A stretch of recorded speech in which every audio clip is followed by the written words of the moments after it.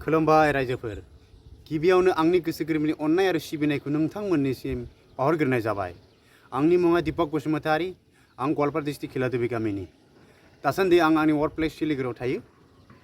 आं नोंथांमोननि सेराव बेखौनो बुंनो सानदों जे आं मोनसे गोदान इउट्युब चेनेल खुलिदों आरो बे चेनेलनि मुङा जाहैबाय दिपक्सनि ब्लग्स। बे दिपक्सनि ब्लग्स इउट्युब चेनेलखौ आं आंनि साबसिन हामसिन बर' रावनि गेजेरजों खालामलांनो नाजागोन।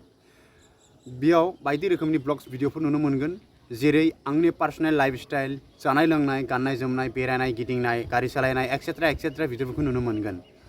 ओंखायनो नोंथांमोननि सेराव आंनि आरज जाहाथे नोंथांमोना हारिनि साननानै आंनि बे दिपकनि ब्लग्स इउट्युब चेनेलखौ साबस्क्राइब खालामो। बेजों लोगोसे बेल आइकनाव थुनानै सेलेक्ट अल बे खालामनाय लागोन होननानै आं आंनि गोसो गोरबोनिफ्राय मिजिंथिनाय थाबाय। एक्चुअली दिनैनि बे भिडिअआ ब्लग्स भिडिअ नङा, बियो अनलि फर इन्ट्रडक्शन भिडिअ।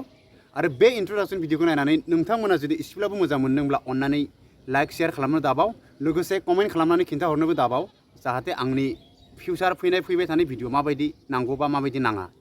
तो बिदिब्ला आंनि बे आंनि बे इन्ट्रडक्शन भिडिअआ एसेनोसै। बिदिब्ला फिन खेबसेबाव लोगो मोनबावगोन आंनि गोदान मोनसे भिडिअनि गेजेरजों। बै समनि थाखाय जय हिन्द।